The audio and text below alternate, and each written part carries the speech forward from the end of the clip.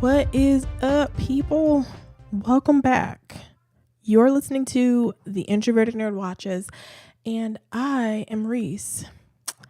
And this week is all about a new show. I watched Cloak and Dagger, Season 1, Episodes 1 and 2, First Light, and Suicide Sprints.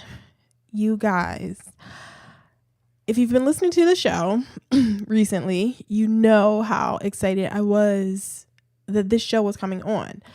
And it did not disappoint. I mean, spoiler alert, I freaking loved it. I liked it a whole lot. It hits a whole lot of the things that I like already. I am a teenager still in my head, so it has the teenager angsty thing going on. It's a superhero show, so hello, nerd. And it's so good. And it's on Freeform, which I was like kind of iffy about. I was not kind of iffy about. I was really worried about the fact that this show was going to be on Freeform, especially since the other Marvel shows are on they're on Hulu, Netflix, and there's Agents of S.H.I.E.L.D. over on ABC. But Freeform had me worried because I used to watch, it's been a while since I've watched Freeform, since I've watched anything on Freeform that wasn't called Harry Potter.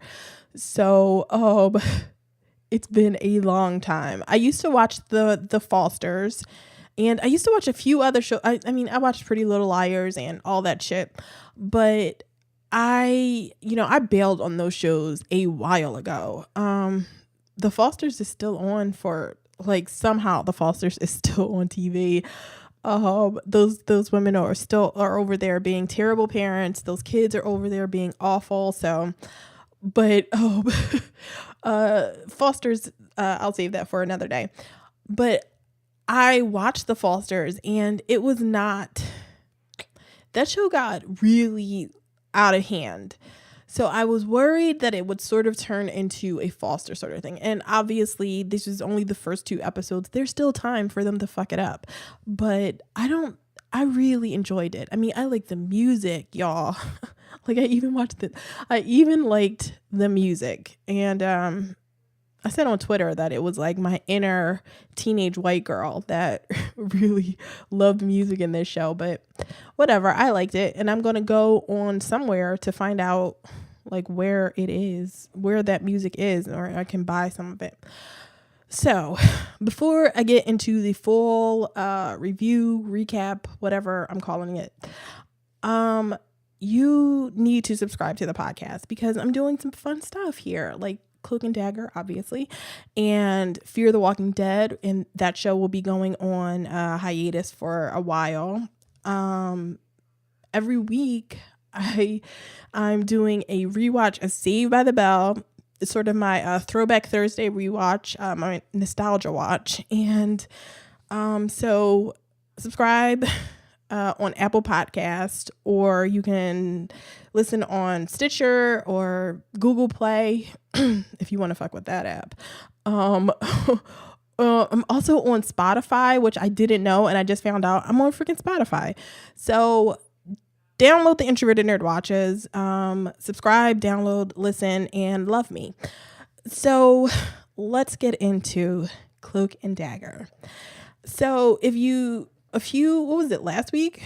I think it was the last week or the week before, probably the week before. I did a little history of Cloak and Dagger in the in the comic books, their comic book origins, and I was talking about how their origins are really old fashioned, antiquated.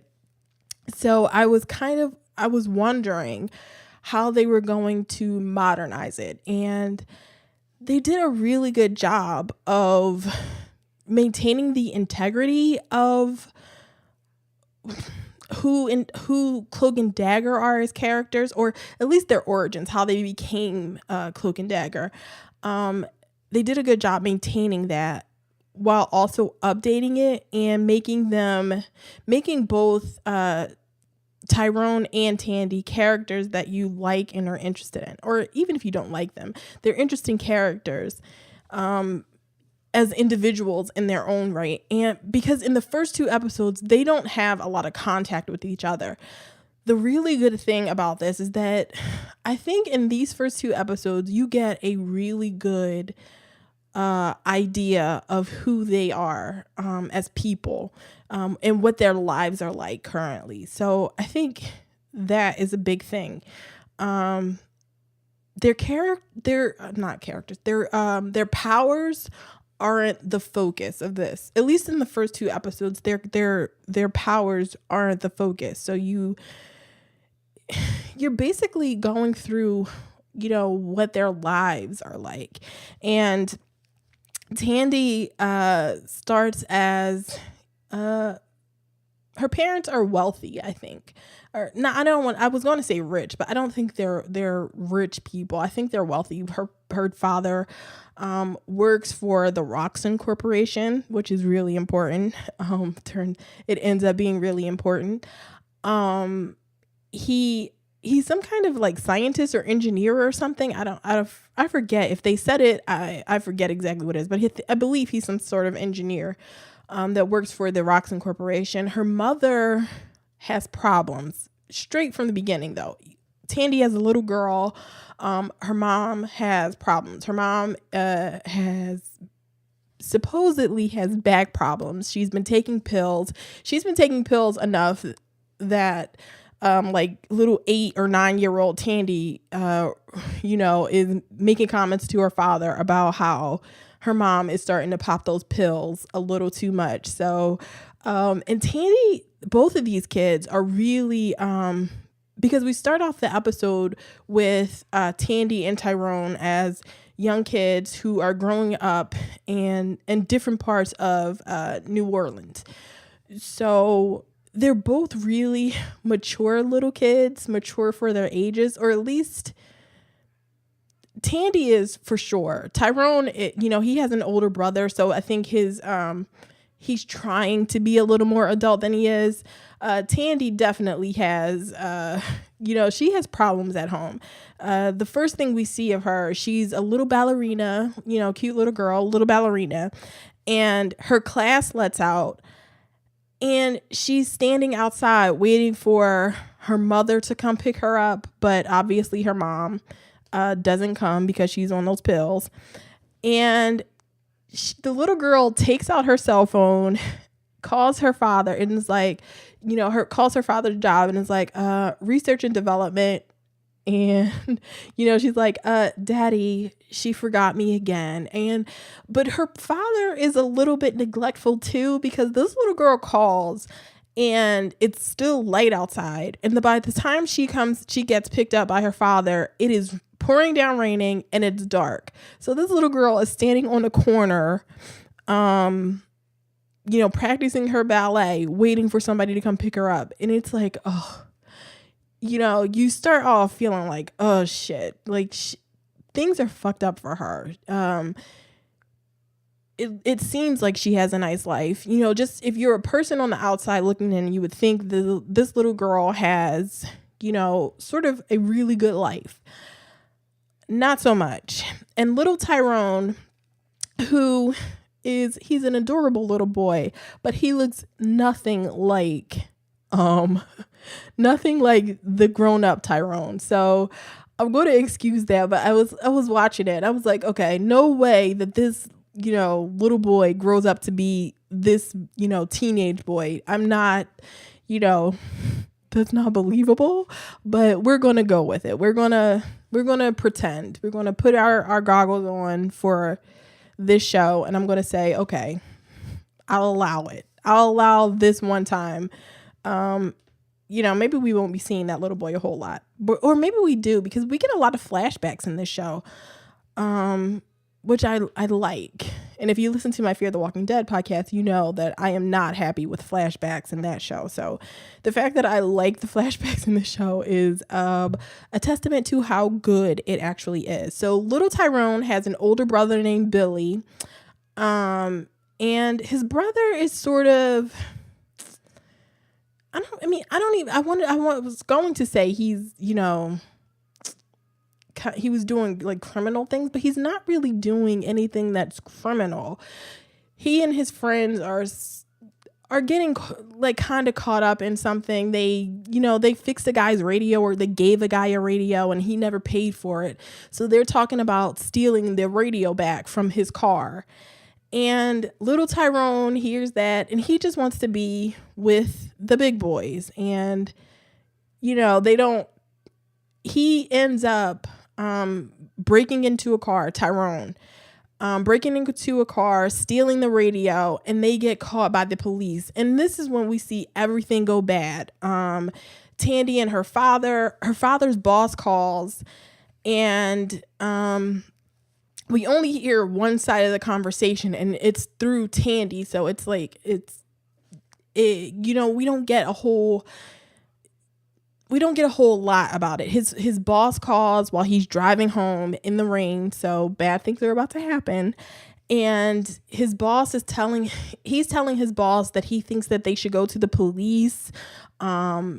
He's talking about an explosion that could happen, like how things are starting to get dangerous. And his boss is telling him, just by his responses, his boss is obviously saying, no, we're not going to the police. We're not doing any of that.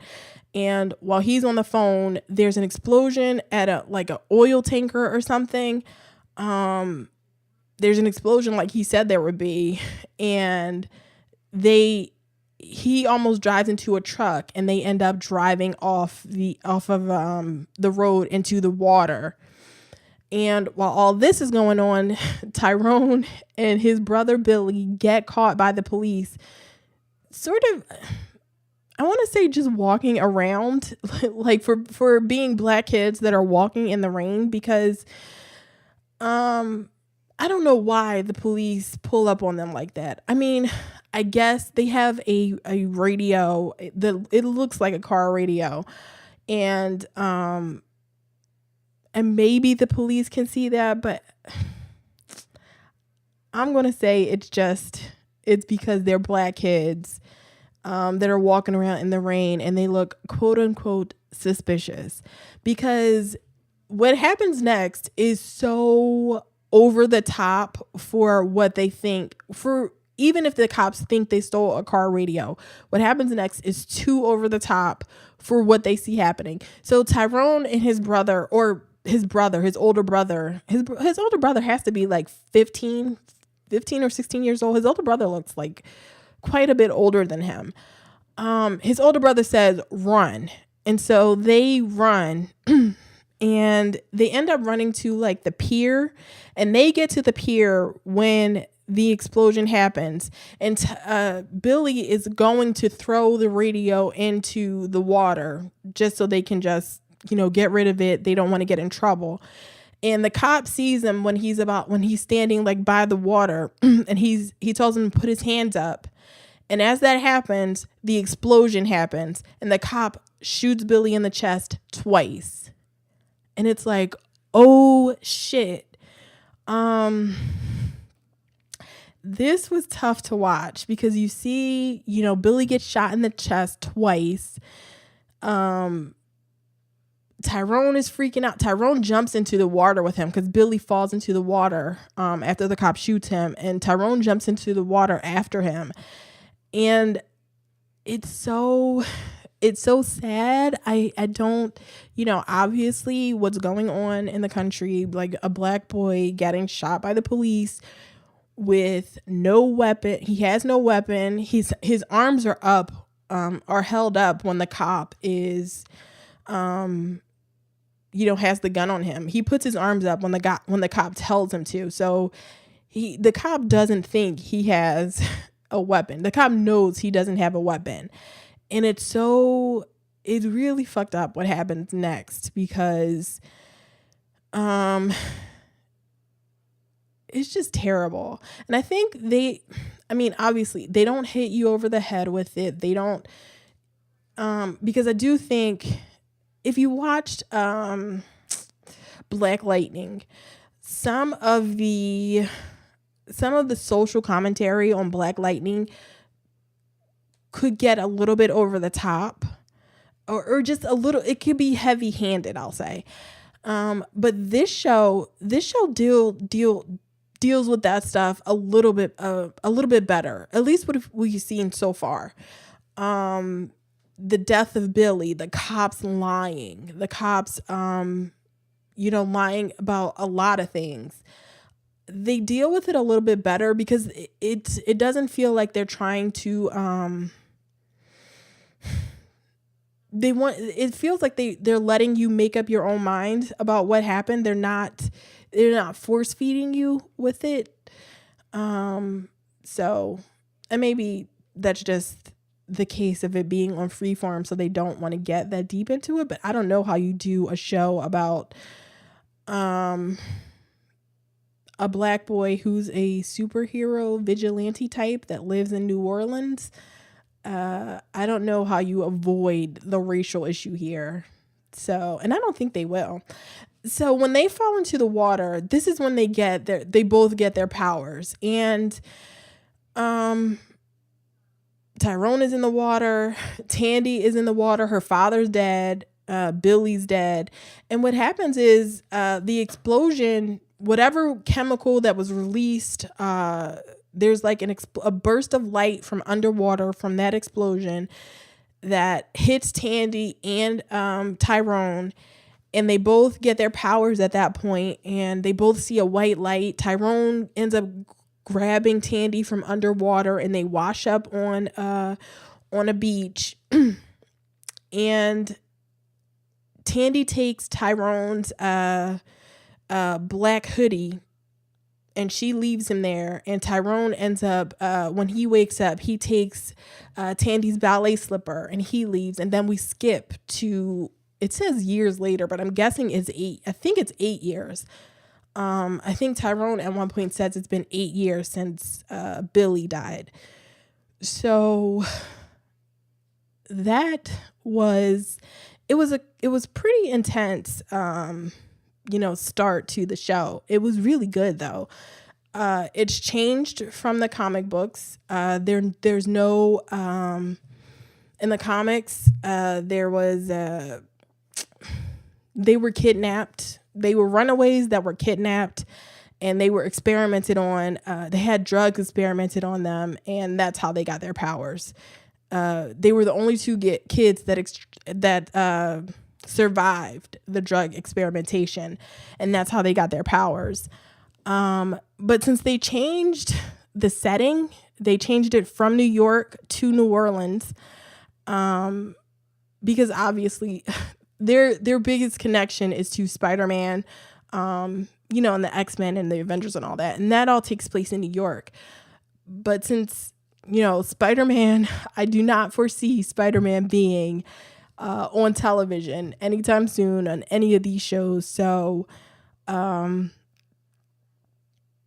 yeah, it's a good idea to change it to New Orleans. It's a nice setting. I wonder if this actually is New Orleans or if it's just like Canada.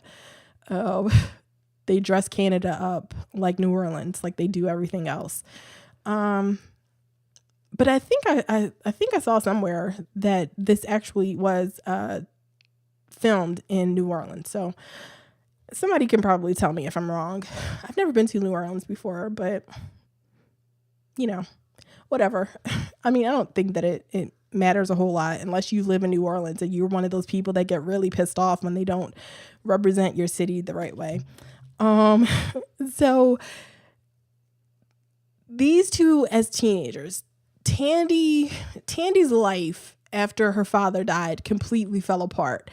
Her mother, who was already on a pill popper, just sort of spiraled out of control.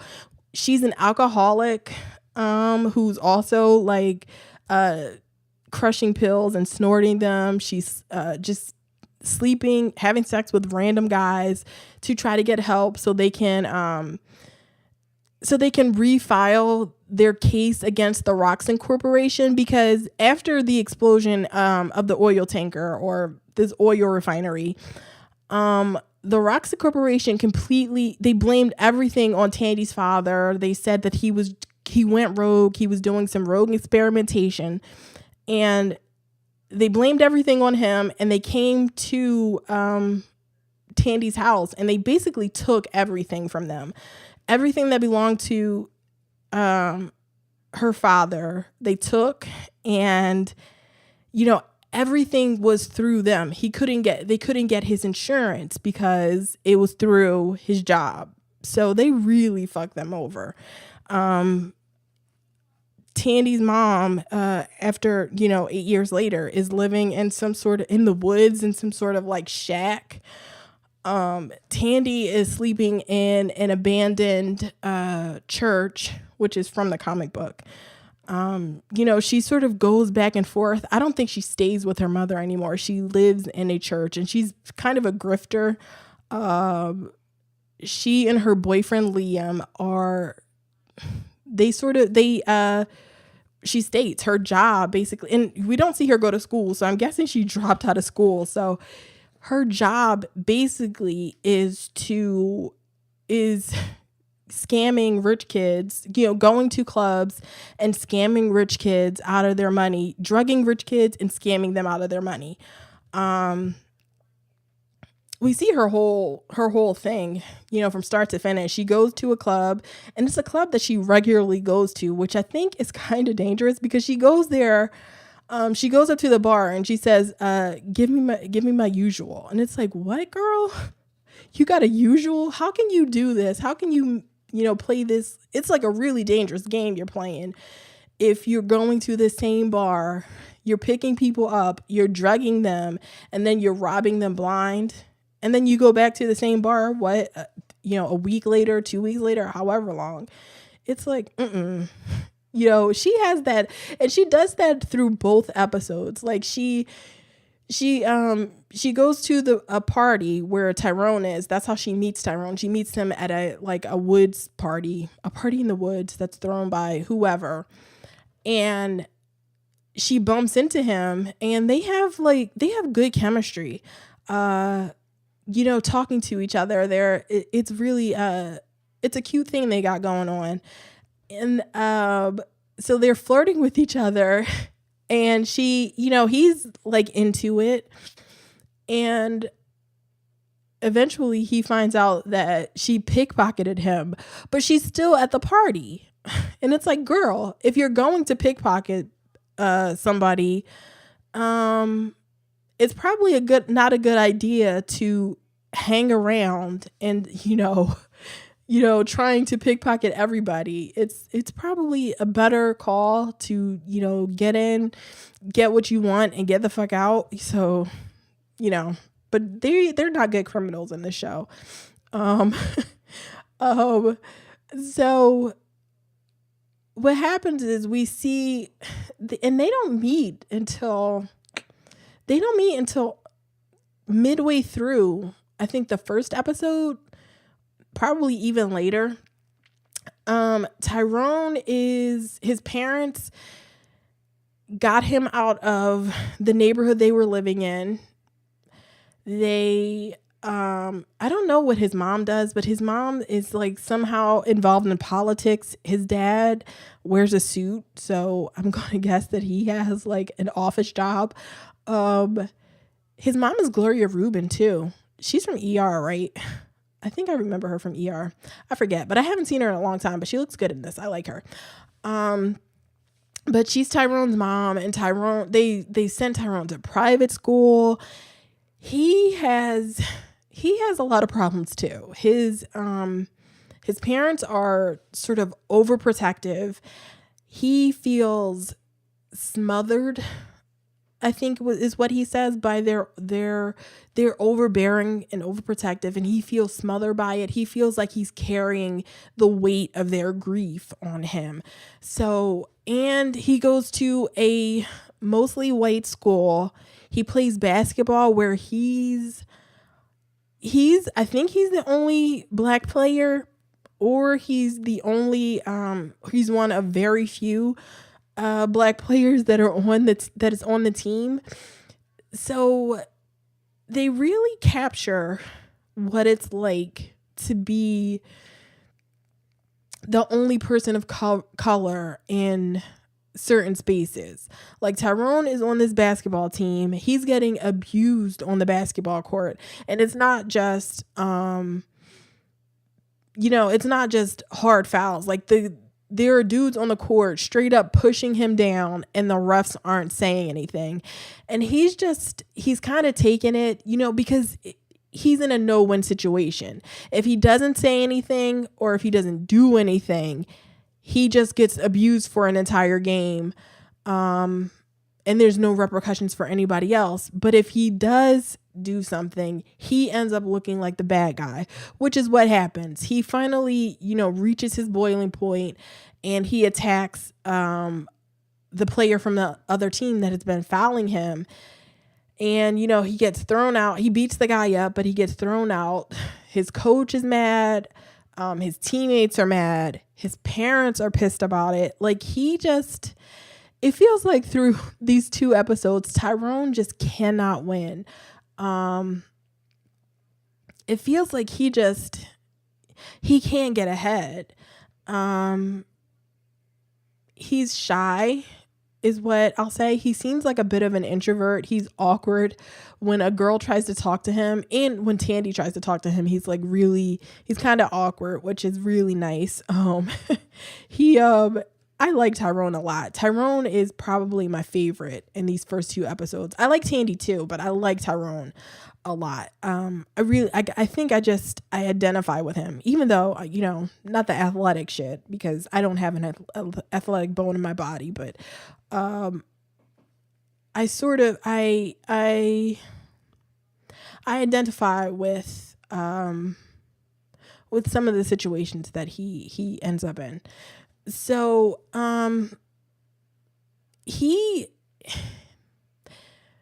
Tyrone actually speaks to his mother about, and this is such a great moment when he, I believe it's after the party. He goes to the party. He gets, Tandy ends up spilling beer on him, which is how she steals his wallet. And he sneaks into the house that night. But when his mom talks to him the next day, she makes a point of saying, he ends up skipping school as well the next day. So all of this stuff happens like back to back to back. And his mother comes to talk to him and she's like, so how was school? And he says, he tries to, lie it off. And she's like, well, your school called and said, you didn't show up. I heard you sneaking in last night. I smelled the beer on your jacket. And this is when he kind of loses it on her. And he's like, you know what? I need you to stop. I really appreciate that he voices his feelings. I like that. It was a great moment for him to be able to voice his feelings to his mother. And, she's surprised about everything that he's saying. But, and this is when he tells her he can't carry, his own weight and hers. He feels like, he has a great line. This whole scene I really liked. He tells his mother that when he tells her he can't carry her weight, I wrote it down. What did she say? He tells her that, I'm so mad. I forget exactly what he said. When he tells her he can't carry her weight, he says he feels like that she's every time she looks at him, and his father look at him, they think that if he does anything wrong or puts one foot out of line, that he's going to die. And she tells him, you know what? No, I'm afraid that even if you do everything right, you're still going to die. And it was such a real moment. It was so heartbreaking because, obviously her oldest son dies. Her youngest son is going through a lot and he's going through some stuff and they can't deal with it. And, so it gave me some perspective. I feel a lot more sympathy for the mother. Because at first, if it just felt like he couldn't do anything right, it was just, you have to be working. It felt like every time they looked at him, it was like, why aren't you working harder? Why aren't you doing better? Why would you do this and not that? It was just, and they weren't always saying that, but it just felt like, I think that's how he felt. And I could sense that. I think that's what I'm thinking. But, and they end that scene by, him apologizing for raising his voice at his mother. And I love that she's like, yeah, don't let it happen again. And it's like, that's such a real thing. It's like, okay, I heard you out. You got what was happening off your chest. I'm going to let you have that one, but we're not going to do this thing where you think you're going to raise your voice to me all the time. I love that moment. His mom, I like the relationship between he and his mom. We don't get a whole lot of his dad, but his dad was kind of annoying me because his dad tells him after he misses practice once, and his dad tells him that he lacks work ethic, or that he could get better work ethic. And Tyrone looks at him and is like, wait, what? You think I lack work ethic? And it's like, oh, your dad thinks he's telling you something, he's being positive and motivating you, and Tyrone sees it as just another slight against him. My poor Tyrone. He's got a ton of problems. He goes to a Catholic school. He is seeing the priest. I guess the priest is like counseling him, or has been counseling him for the last 3 years. We find out Tyrone doesn't drink, and he stopped taking his medication. I believe it was sleeping pills that he's supposed to be taking. And he doesn't take them because he likes to be in control. And I so get that. I so completely get it. I don't like taking pain pills. When I got my my wisdom teeth taken out, I got Vicodin.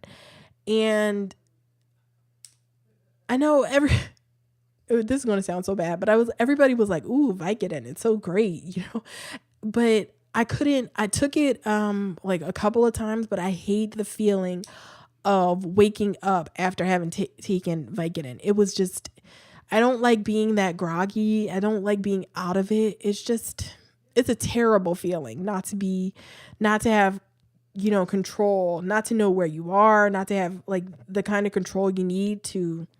I don't like it. So if I can avoid taking pain pills, I do. I drink sometimes, but not a whole lot, and not to the point where I get drunk anymore, because that's a terrible feeling.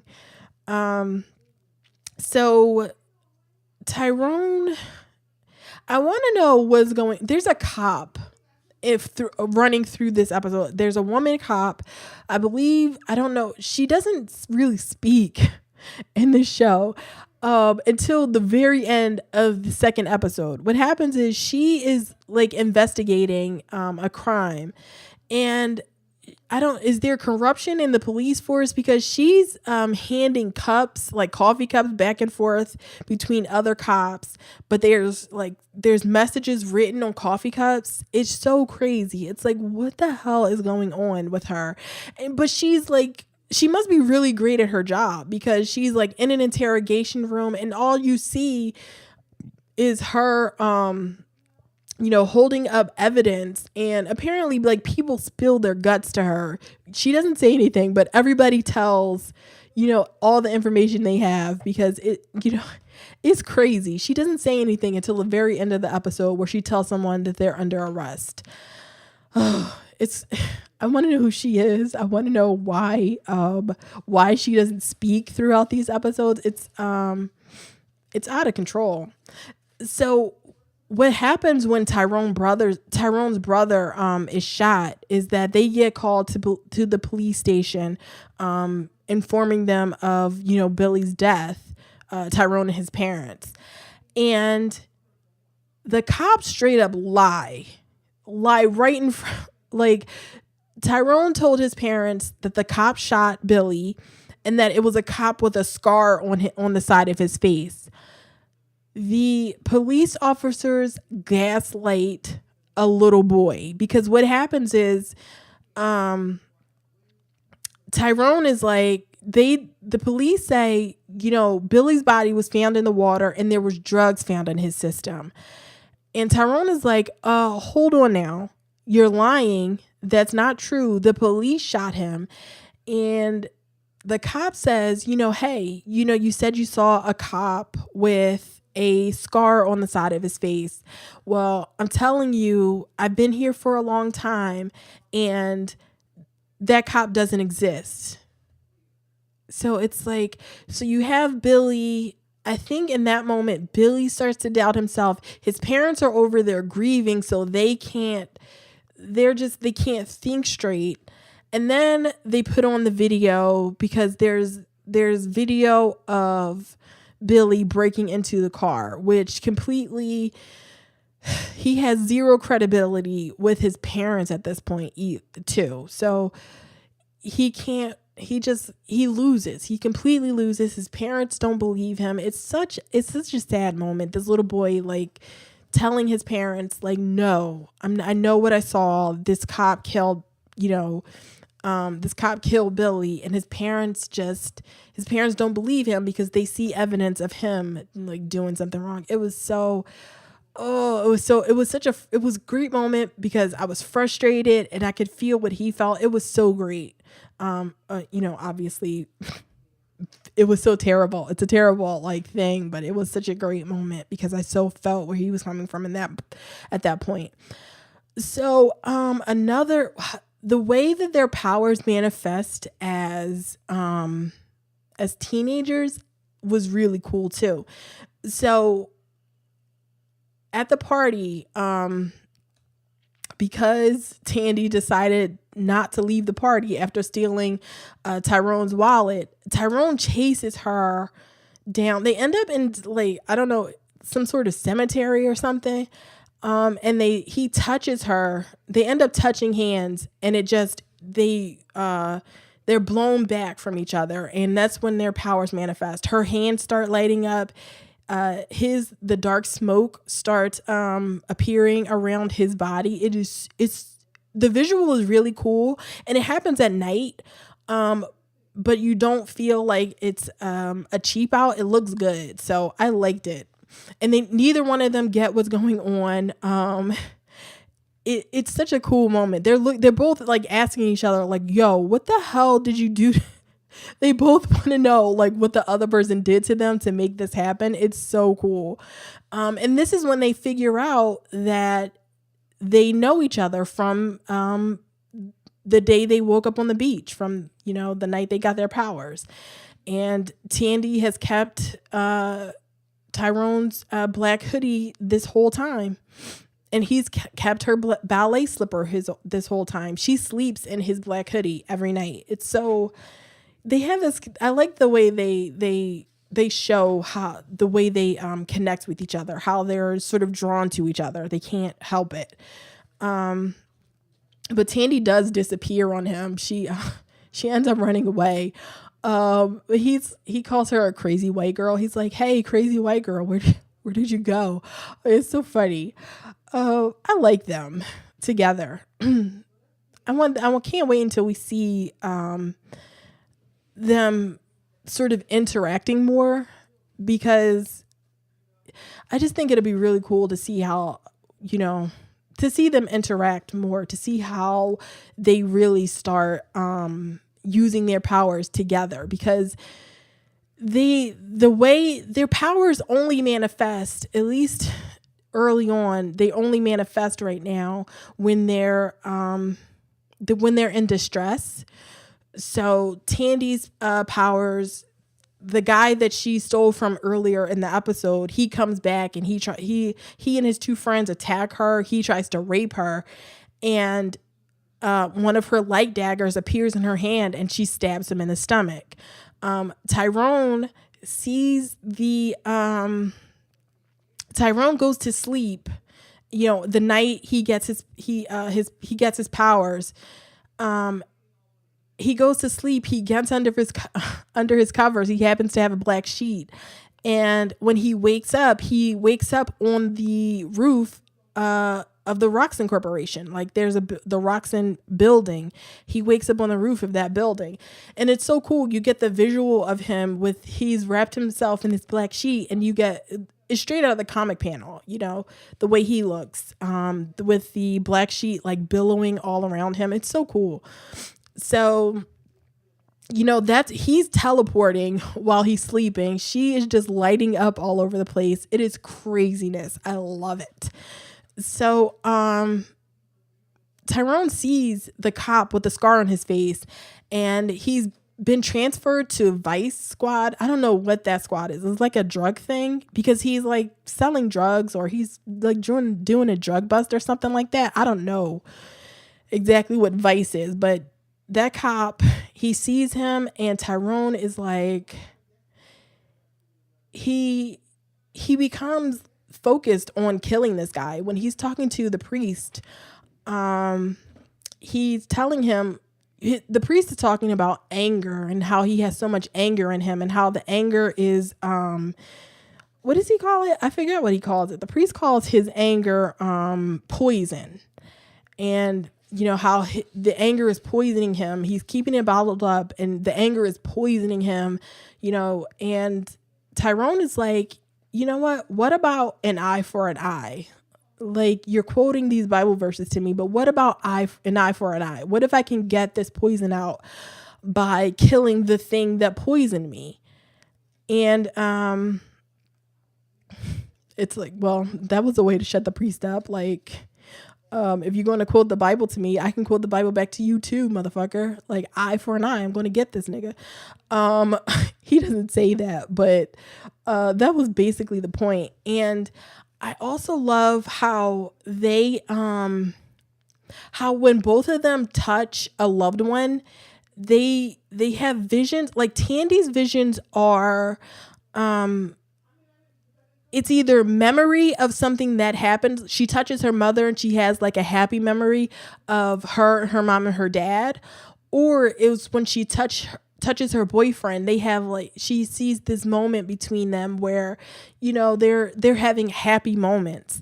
When Tyrone touches someone, he sees bad things happen. So the scarred cop touches him. They have he catches him, he touches him, and Tyrone, his powers start manifesting in that moment, and he sees the memory of what that cop did to Billy that night, how he got out of it. So you see that the cop is like frantic. He doesn't know why he shot Billy. He got scared, and he says, I have to call, he calls his uncle or somebody to get him out of it. And I assume his uncle is the guy that spoke to Tyrone's parents about how Billy had drugs in his system. So you see that moment, it's like, so and when he touches his mom or his mom kisses him on the forehead later,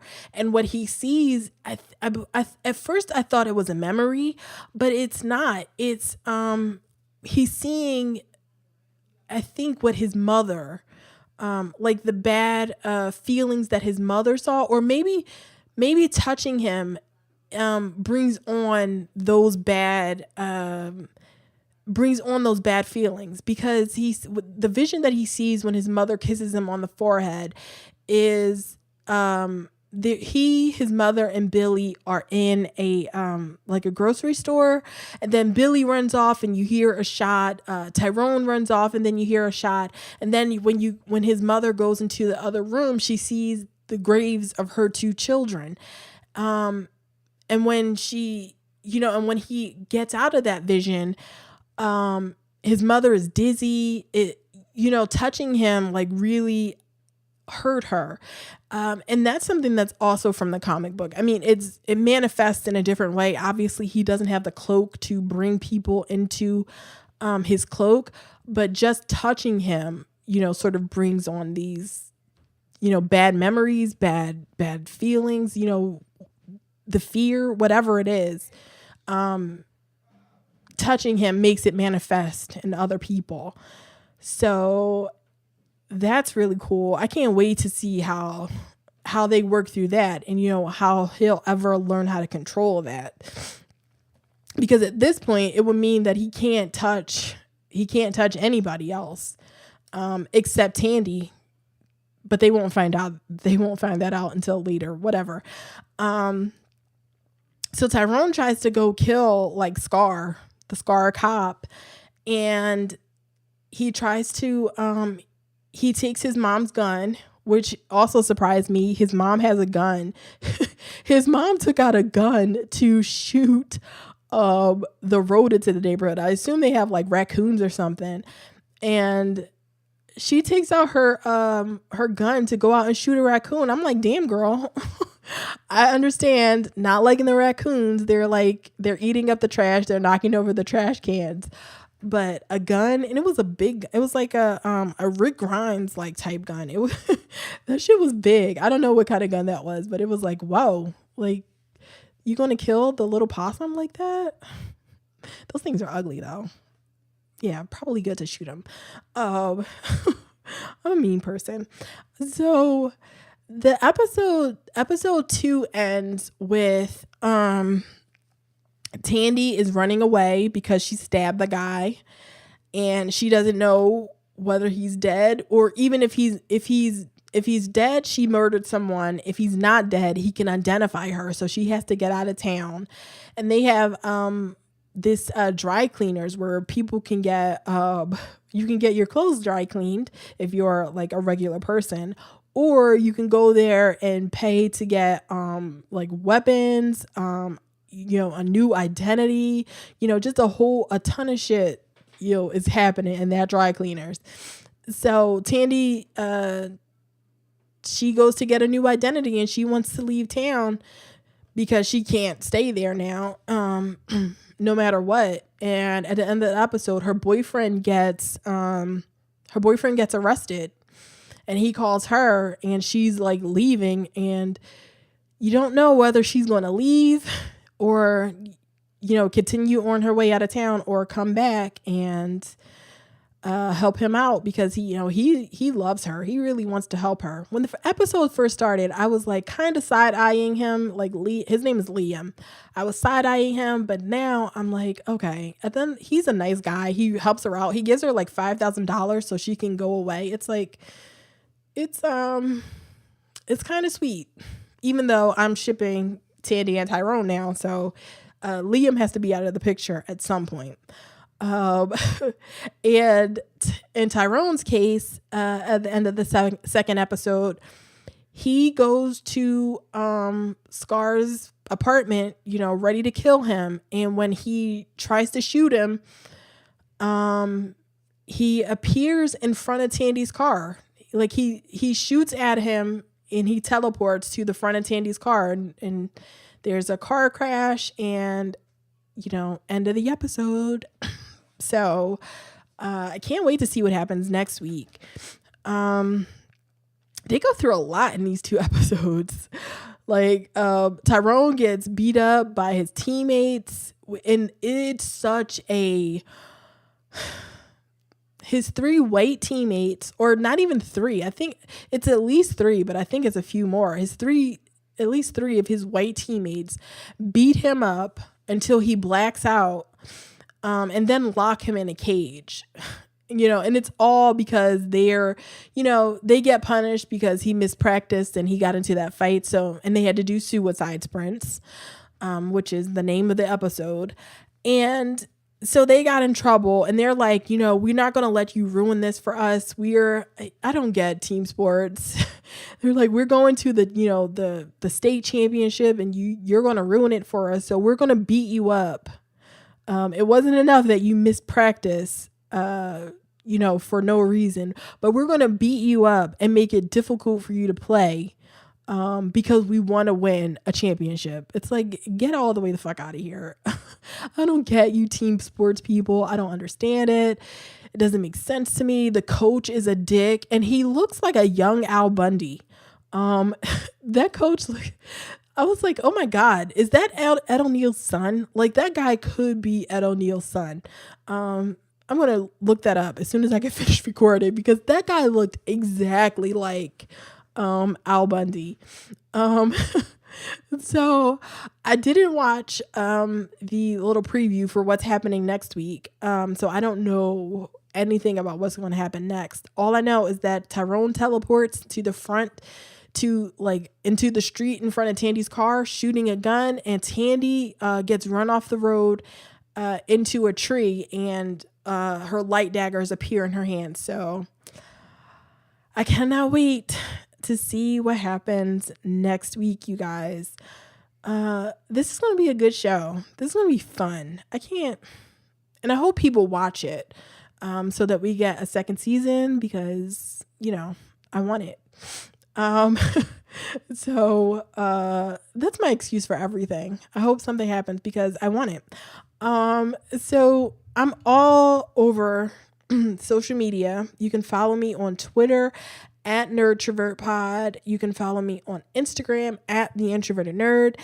And I'm on Facebook at facebook.com/theintrovertednerd. So go over there, like the page, message me. We can talk about everything that's happening in this show and everything else. Coming up next week, next Tuesday, Fear the Walking Dead. I'm going to be reviewing the mid-season finale. Fingers crossed. I hope they explain things. I hope that shit is good, because it's going to be a real downer if the mid-season finale isn't any good, and then they're going on hiatus for a few weeks. Yeah, I hope that's good. On Thursday, it's back to Saved by the Bell, and I'm about to start the Malibu Sands episodes, y'all. On Thursday, Throwback Thursday, we're going to get the first episode of the Malibu Sands Beach Club episode. It's going to be season 4, episode 2. I believe it's episode 2, whichever. You'll see it. You'll know on Hulu. If you're watching on Hulu, season 4, episode 2. I don't know what the episode. It's called Happy Birthday, Zach. Yes, that's what it's called. So that'll be fun. I'll be live tweeting Fear the Walking Dead using the hashtag NerdyWatch. So live tweet with me. It'll be fun. So follow me, subscribe to the podcast, and you can email me too. Email me at theintrovertednerd@gmail.com. And so we'll work this all out. It'll be fun. It's going to be a fun few weeks. So until Tuesday, everybody. Later.